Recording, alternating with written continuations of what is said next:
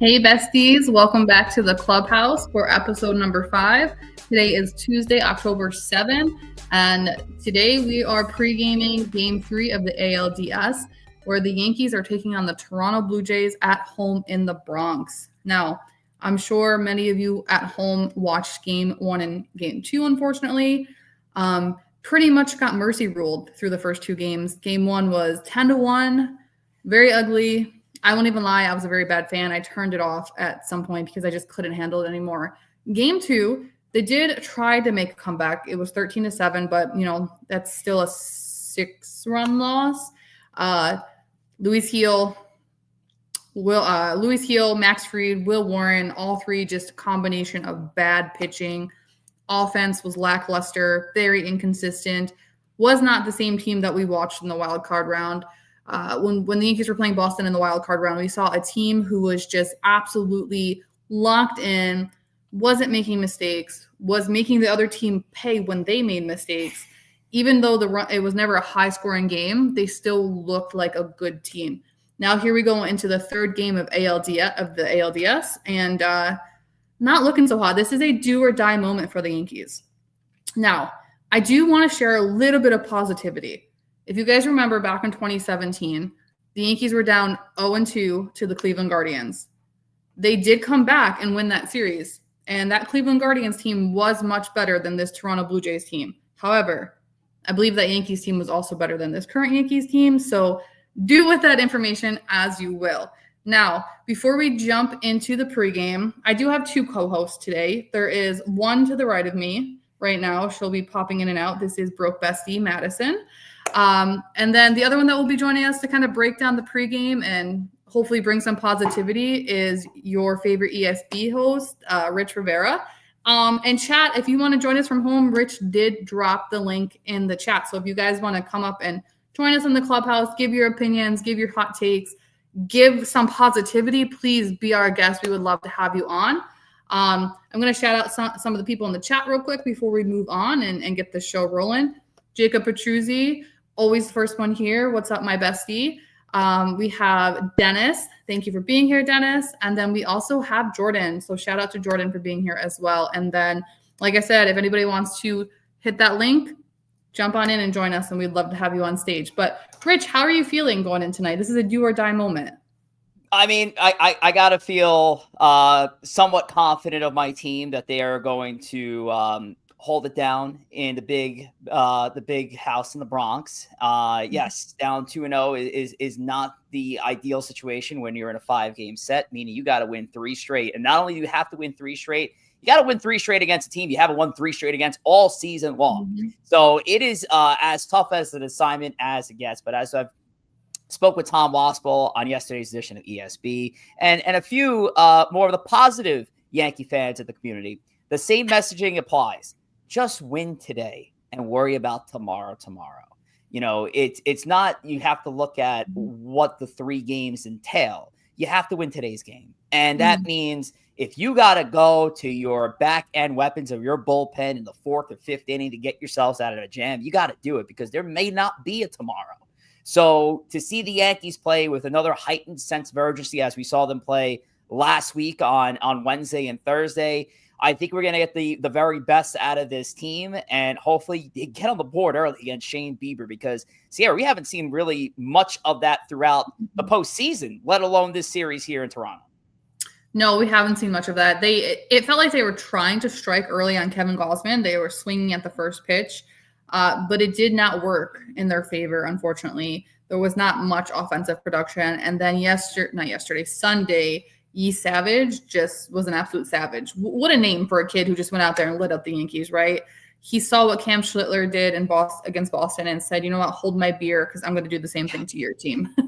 Right. I mean, there's certain pitchers' names that just work. And Savage is definitely one that works, especially if things go well. Like, you don't want to be a pitcher with the last name like Walkman, like, because that would stink, right? Because then you just there's no room for error there. So Savage. Quite the last name for that youngster out in Toronto. 11 Ks through 5 1/3 innings pitch. You just got to tip your cap to that kind of performance. But CIARRA, I'm just looking forward to seeing the Yankees face something other than a split fastball because that was the biggest struggle of the New York Yankees this past weekend. Yeah, absolutely. And the Yankees have decent numbers against Shane Bieber. He is, I want to say 2-1, but he has just under a 5 ERA historically against the Yankees. I know Blue Jays fans are super excited to get Bieber this trade deadline season, but hey, maybe we'll make them regret that today. The Yankees are due for some hitting. I mean, Aaron Judge has been doing his thing, right?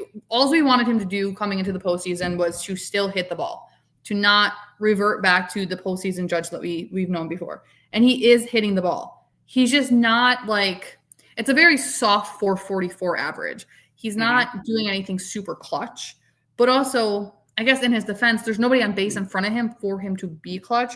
I think that bases loaded in the first game moment was pivotal. He did not capitalize there, and I believe that was a huge missed opportunity for the Yankees. Yeah, that's what's gonna weigh most with Yankee fans is that moment. He's been our best overall offensive player. If you're gonna look up and down throughout the line, you're not gonna find a better line than Aaron Judge right now. So it's how much can I get mad at him when he is trying to maybe just simple his approach and just get on base outside of the one at bat where we were all just like, how do you swing and miss at that pitch?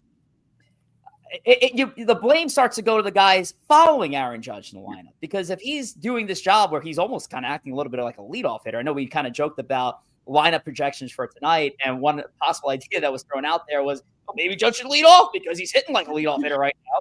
But it's the guys following him that are causing issues, and we're going to look at the lineup shortly here, CIARRA, but Bellinger, Ben Rice, Giancarlo Stanton, these guys got to do a job after him if the Yankees are looking to build some kind of rally that's going to, change the momentum of a baseball game. So as much as we want to go after Aaron Judge because he's yet to hit a home run, he's been our best offensive player thus far in this postseason. So how mad could you get at the captain? And that's where I can't get mad at the captain, because we talked about this leading up to the playoffs. We just wanted Aaron Judge to get on base and to produce. He's doing that. Giancarlo Stanton, I don't know what's going on with him. Typically, he's Mr. Stantober. That swing and miss to end the game on Sunday was horrific. He was golfing. I don't know what he was swinging at. Ben Rice, he went 2 for 4 Sunday, but it's kind of sporadic. He's not – it's kind of all over the place right now. We need consistency. Because to your point, we have to live for today, right? We have to play like there is no tomorrow. However, if they do survive today, there is 2 more games that need to be played. And let's say, by the grace of the baseball gods, they survive this series and they take home the win. They're facing either Detroit or Seattle next, 2 very good baseball teams. They cannot play the way that they've played the last 2 games going into the next series if that were to happen, because it just wouldn't be a good outcome. They can't. And somebody did finally take advantage of the feature for tonight to join us here in the clubhouse here, CIARRA. So do you want to do the honors of introing our special guests joining us? Yes, absolutely. I couldn't see him because he's so little. It took me a second to figure out who it was, but my favorite ESB co-host is going to be joining us right now. So we're going to introduce Chris, who he literally just held Empire State of Betting over on X. If you guys missed out on that, that's kind of sucks for you because it's so much fun. Chris puts up his own money, and if the bet wins, you win money without having to do anything. So don't know why you wouldn't take advantage of that, but we have Chris here with us. Chris, how you feeling tonight? Sorry, I messed around too much with the cameras. My apologies, Chris. Here we go. Let's gonna try them again. All right, Chris, now that Rich let you in, how are you feeling tonight? I'm good. I got my boat vest. Come outside. We're gonna have a play date. Hi, you Jonah. Say hi? Listen, now I got to get – hold on a second. Now I got to get my little one. Alana! There you go. Get your 410 ass over here. Give me a kiss. Give me a kiss. Go inside. I'll be right back. Okay. I said go inside and he ran to the backyard. Yeah, I'm doing good. I'm confident. I think everything that we've wanted to happen in the first 2 games is going to happen tonight. I think the bats come alive. There's some guys with some good numbers against Bieber, but not only that, I think some guys, Rich said this point earlier, where some of the guys kind of woke up towards the end of that game. We were losing whatever it was, 13-1, and there was a lot of runs scored there. I think the bats started to wake up there. And to his point too, and I mentioned this earlier, the split finger, we got a guy on the mound tonight that does not have that. I think they're going to feast on them. Again, optimistic me, but I think they're going to feast on them. If we win tonight, which I think we will, I would be very confident, especially if we score some runs. I'll be very confident going into Game 4 and fingers crossed into a Game 5 if everything works out. I just expect Jonah to do something Rich is ready to laugh. By the way, I'm just like, I'm expecting Jonah to do something reckless in the back. I see a garbage can. It looks like a mop. Look, he's running through the street. What's going on? Yeah, he's in the backyard just doing whatever. He has no shoes on. I'm just such a horrible dad right now.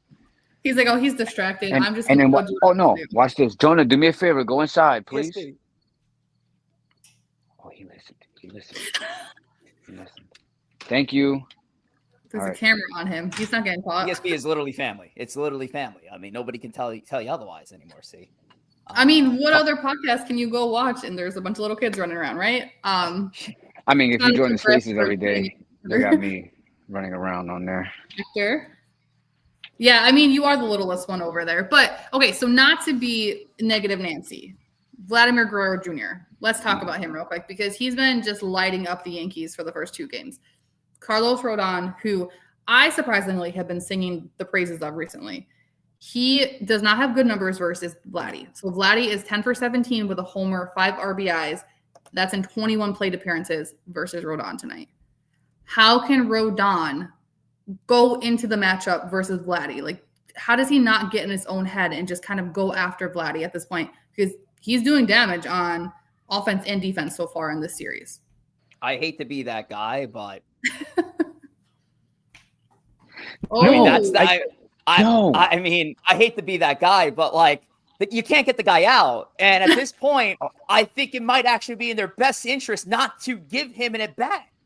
Can I push back? Sure. Yeah, because Rich wants him to have his Garrett Cole moment. I was about to say, we killed Garrett Cole for that. But again, different circumstances. I will say this. Joey made a great point, which I thought about prior to Joey saying it. He happened to get called up in the space before me. And again, you got to go super in on the hands. And again, if you walk him, fine. You're welcome. Kind of what Rich is saying, right? The 4 fingers. And excuse me, guys, the lights are off for a reason. We're on YouTube. There's illegal activity going on over here. Yeah, like yeah, 100%. Yeah, so you go in on the hands, and if you walk him, you walk him. But hopefully, right, he gets a pitch that he thinks is good, coming in a little bit, but maybe he can get to it and he grounds out, right? Like, you just want to keep it in on the hands a little bit, and hopefully, you can get him to swing at something where he grounds out into a double play or a ground out period. Yeah, I mean, I'm with you because either way, you can't put Vladdy on base, right? I know everybody likes to make fun of him because he's a little thick around the edges, but for a fat guy, he can run. Like, we can't pretend like Vladdy can't run. He's a chunky monkey who can run the bases. He's not that fat. Come on. I mean, according to Twitter, the guy's like 4X. He's athletically built enough to play Major League Baseball. We do have another entry here in the clubhouse. Who is Alejandro Kirk? I'm just throwing that out there. So. Well, listen, Alejandro Kirk, as I said, is one of the most oddly proportioned human beings I've ever seen in my entire life. He's got an astronaut's helmet for a head. He's got to almost look like a 250-pound body, a 40 waist. I don't even know. He's got T-Rex arms. He's like a creative player in MLB The Show. It's actually quite incredible that he made it this far through life. Let's get another person in here. See. All right, so we're gonna have somebody else join us here in the clubhouse. Most of you probably know him from Yankees Twitter, the most positive Yankees fan I've probably ever met in my life. We're going to bring up CK. CK, how's it going? What's up? Just happy to be on. Yeah, thanks for stopping by the clubhouse. How are you feeling about tonight? What are some predictions from you? I like Rodon on the mound. I do think back in home, we have momentum on our side. Hopefully, that's a home field advantage for us, and the fans are going to be crazy. I'm not confident in the lineup. Why did we run up the same lineup? I don't know if you touched. We were talking about his space. Like, we got to change something up.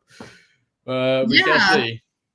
Yeah, the lineup. I mean, Boone went out yesterday. He said he was going to change up the lineup, and then he didn't change up the lineup. Rich, do you want to pop that up for us real quick, or we can just quickly run down it? Yeah, I could, and I'll try not to hit something. There was a mention of lineup tweaks, and there was nothing there. I mean, if you want to consider Carlos Rodon going in a pitcher as a lineup tweak, then whatever, we can play that game. But no, there's no change. You got Trent Grisham in center field leading off, Aaron Judge batting second in right field, Cody Bellinger batting third and left, Ben Rice cleaning up at first base, Giancarlo Stanton is batting fifth at DH, batting sixth at second base, Jazz Chisholm Jr., batting seventh, third baseman Ryan McMahon, batting eighth is the shortstop Anthony Volpe, batting ninth is catcher Austin Wells, and on the mound is Carlos Rodon. The Yankees still going with that. If you're going to just look at it, it's two lefty righty, two lefty righty, two lefty righty, essentially, because once you get through that first go around the order, then you have the lefty Wells to the lefty Grisham, and that's kind of what they're rolling with. I'm more curious tonight if we're going to see a potential where a lefty's on the mound and maybe you're deploying Paul Goldschmidt, you're deploying Ahmed Rosario off the bench. I really do think the Yankees really need to start using some of their assets they have on the bench. If these guys in your starting lineup are simply just not doing the job, it's go time. You got to win a baseball game today, fellas. So you got to deploy every asset you possibly can to win today. And see, we also have another person who just joined us here in the clubhouse. Yeah, so real quick, CK, before we let you go, since we have some people backstage waiting to get on. We can add a fifth. That's fine. We can add a fifth? All right, perfect. Never mind. So, let me just ask you this. So, Carlos Rodon has been an absolute workhorse this season for the Yankees. It's been a very up and down ride for us to get here. What is your confidence level that he can get us through 7 innings tonight to kind of give the bullpen the rest that they desperately need? Very confident. He's done them for about most of the season, and going against the lineup that he's quite familiar with, I do think he's had some success against them. So the reason why not to believe in it, and we need it more than ever. Our bullpen's cooked, so we need Los to go to full 7. For reference, 2 identical starts for Carlos Rodon against the Toronto Blue Jays, where he went 5 innings apiece, allowed 2 earned runs. Listen, you get that kind of line out of Carlos Rodon, you should feel good about your chances, even when you're handing off the ball to the bullpen for 9 to 12 outs to get. I mean, at that point, you're hoping that Rodon can at least give you a baseball game and not a Sunday morning slugfest that we've seen over the past weekend. So we do have a fifth OC, so let's do the honors and bring him in. Yeah, so someone I haven't spoke to in a long time, but is a great Yankees baseball content creator. Welcome, Hector from Uptown Sports, who is at the game right now. Just wow. What it do, guys? What it do? I hope all is well. CIARRA, I haven't spoken to you in a minute. Hope you're doing good. Rich as well, CK and Chris. What's good? What's up? Guys, Aaron Judge is in the field right now. All right, we love that. Now, Hector, so you're at the game, so you're going to get to see it live. What do you think the X factor will be for us tonight to win this game, to take home the win and continue this ALDS? It's going to come down to Carlos Rodon and how deep you can pitch into this game. When you look at his career, he has a ERA that's over 4.5. I think it's like 4.79 or 4.8 or whatever against the Blue Jays. We're going to need a different type of Carlos Rodon to step up. Credit to Will Warren, who ate some innings the other day, because that allowed Fernando Cruz and the other guys to get more than just 1 day's rest. They got 2 days rest. So the Yankees may have to use their bullpen early, but it's going to come down to Los and how deep he can pitch into this game, Rich. Yeah, I mean, I agree with you. So I think Carlos Rodon has just been an absolute bulldog this season. And I think this is going to be a huge outing from him. So typically I've been against his emotions in the past, but I want to see those emotions tonight. I want him to play on those emotions and use that to his advantage. To your point, he doesn't have the greatest ERA versus the Blue Jays, but Shane Bieber has a pretty inflated ERA versus the Yankees as well. It's like a 4.54, I think it was when I looked.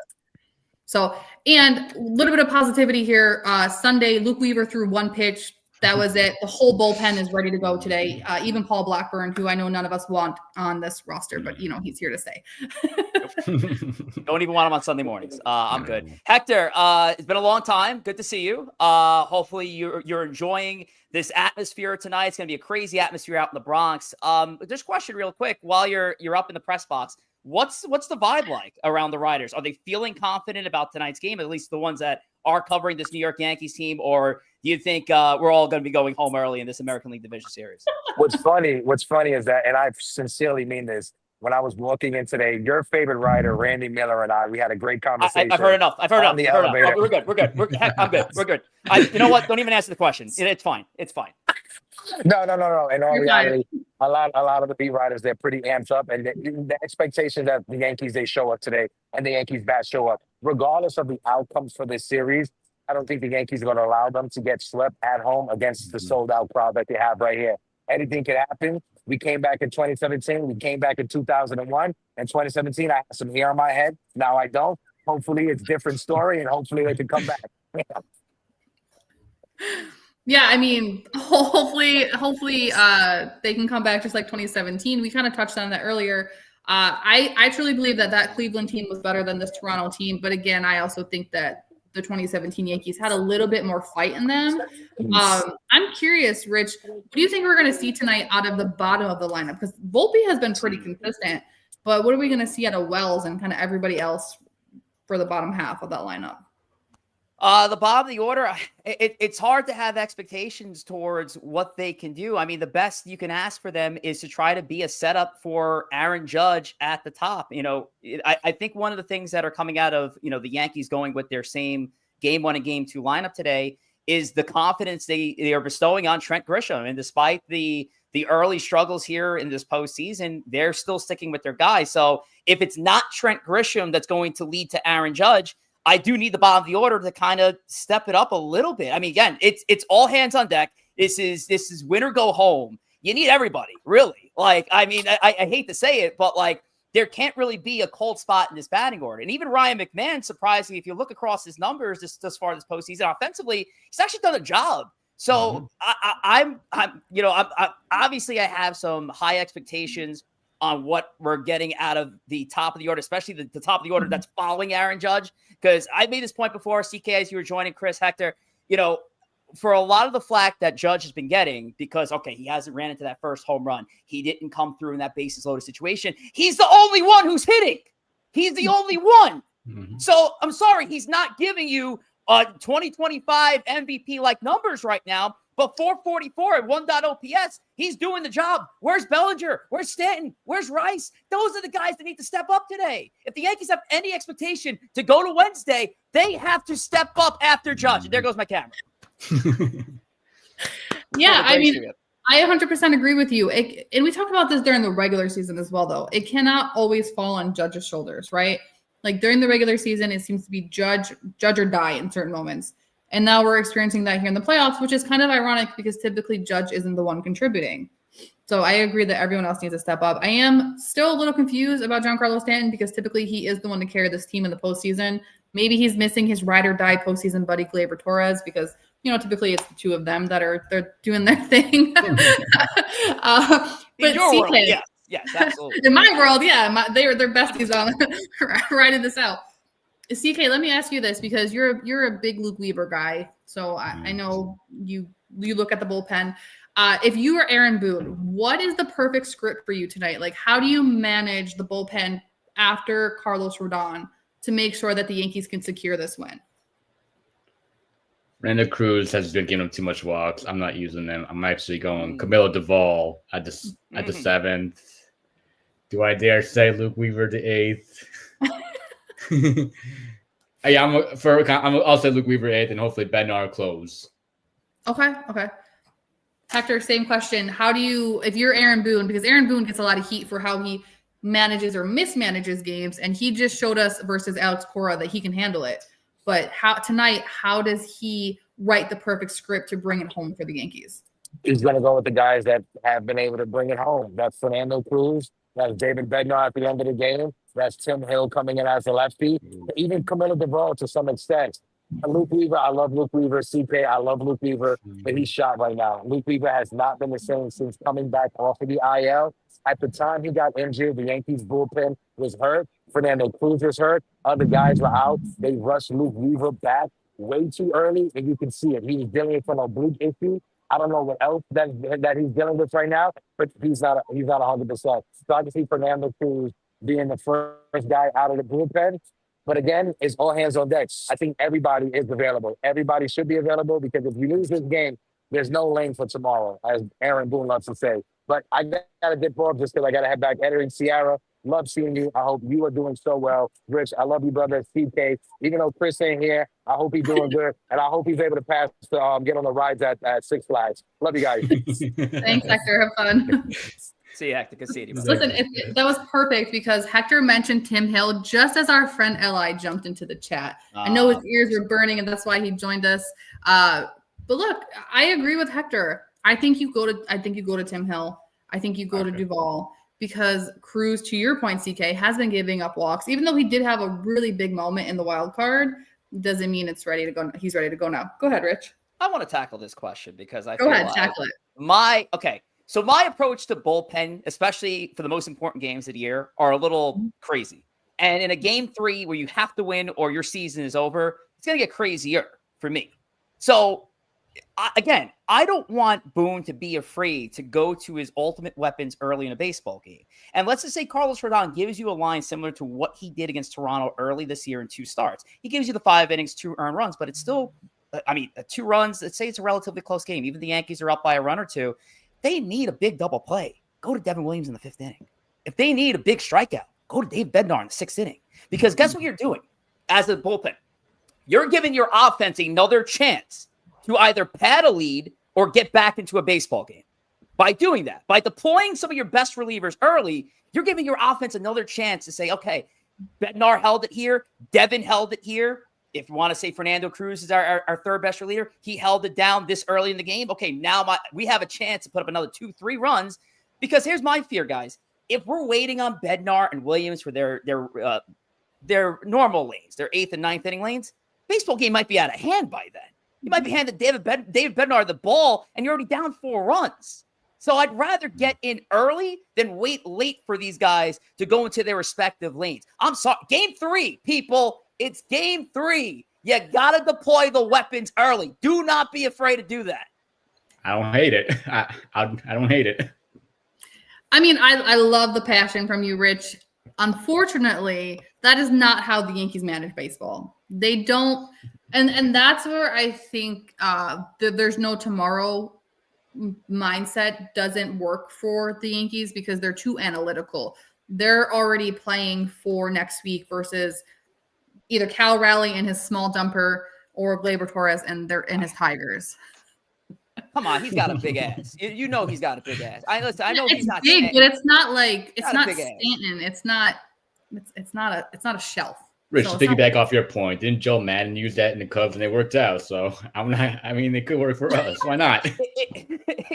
It could work, but again, this is the postseason. This is a whole different animal. Yeah. If we're talking a game in the stretch run, if we're talking about a game in June, yes, you go to your normal lanes as possible. You have another game to play. You do not have another game to play. You play 3 Game 7s in a row.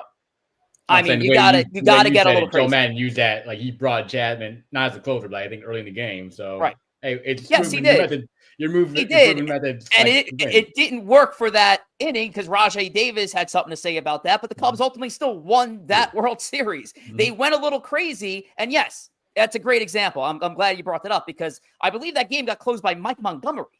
Yeah. Like Mike Montgomery's not even in baseball anymore. But they did that. They went early to those weapons to keep the Cubs in that baseball game. And look, they still won a World Series. They didn't have their closer on the mound. And if you really want to do this, look back at the last 10, 15 World Series. Look who got the final outs in those World Series. A lot of them starting pitchers, Chris Sale, Madison Bumgarner, last year, Walker Buehler. Some of them, not even your most high leverage relievers, Josh Sborz, for example. Not many of them were the team's actual pure closer. Sorry, shit gets crazy in the postseason, people. We got to get a little crazy today.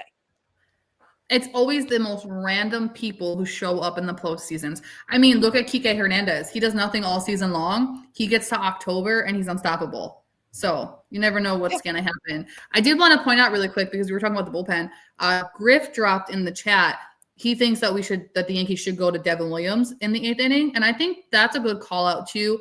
Devin Williams was horrible for most of the season, but recently has really turned it around and has become someone the Yankees can rely on. So I do like that idea as well. And then I also wanted to give a shout out to our other friend, Hector. He rolled on in from vacation to say hi. Hopefully he's enjoying his time. But, first pitch is in about 7 minutes. So we got to start winding down here and go into final thoughts. So who is, and this is for both of you, whoever wants to answer first, it doesn't matter to me. Who is your player of the game tonight? Who is going to make that big moment that's not Carlos Rodon or Aaron Judge, but is going to make that big moment that makes a huge difference? Can I say Vladimir Guerrero Jr. or no? I mean, that's so Only if he's messing up. I'm gonna go Cody Bellinger. Like, you protected for Judge. Like, we brought you in here. Yeah, Yankee in your DNA. You wanted it's a contract year. You got the opt-out clause. Prove why you deserve to get paid. Yeah. I'm gonna go Giancarlo Stanton. He's homered against Shane Bieber in the postseason. Yes, it's been a rough going for Stanton, and it's hard to really kill him for 5 bad games after having 5 fantastic consecutive postseasons for this Yankees team. But I'm sorry, Giancarlo, you're the one who always calls out the team and says, hey, we're not getting swept at home. You're that leader. You're the one calling the player-only meetings. You got to be the one to do a job today. So I got Giancarlo Stanton going deep off of Shane Bieber. I would not be surprised if it's a home run that comes in his first at-bat. Let's go. Yeah, I mean, I want to go Stanton because that's the obvious answer from me. I'm going to go Trent Grisham. He had the best season of his career and has not done anything in the playoffs, right? Like, he's playing for a contract right now, whether it's with the Yankees or someone else. He played his ass off this season. Now show us what you can do in October, because that is where your contract is made. But I agree. Stanton too. I think those were all good answers, but it wouldn't be the Clubhouse if we didn't end with a fun question. Now, you guys know I'm a big Swiftie. My girl just released a new album. So I have to ask, if Aaron Judge were to change his walk-up song to one of the new Taylor Swift songs from the life of a showgirl, what song are you putting as his walk-up song? I have my answer locked and loaded. Now I gotta Google it though. I don't know what it is. You didn't come prepared. Why would I come prepared for that kind of question? We've been talking about the Taylor Swift release for weeks now. All right. What was it? A showgirl. All right. Hey, you want to take a crack at it? We're gonna do it live. I am as lost as Rich. See, I need Chris back. Chris would have had an answer for me. Listen, we're gonna go with Wood. We're gonna go with Wood. What I was gonna say. We're gonna go with Wood, okay? Because listen, we're even though it's a completely different athlete and a completely different body part. Listen, man, we're gonna talk about Stanton and the real big dumper in the back. So Giancarlo Stanton's gonna come up to Wood. All right, that's what we're gonna do. He's gonna swing the wood later on tonight. All right, keep your minds out of the gutter because I'm talking about the baseball bat.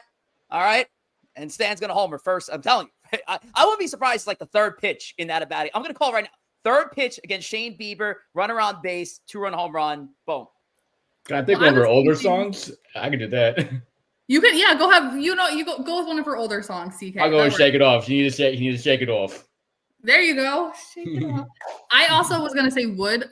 But for Aaron Judge, because I think he's gonna drop his wood on Shane Bieber tonight and just show everybody why he's the king of New York and why he's the MVP. Listen, if Taylor Swift can go tell the world about Travis Kelce, Aaron Judge can show the world his woods. That's all I'm saying. So, but with that being said, thank you both for being here with me in the Clubhouse. Yes.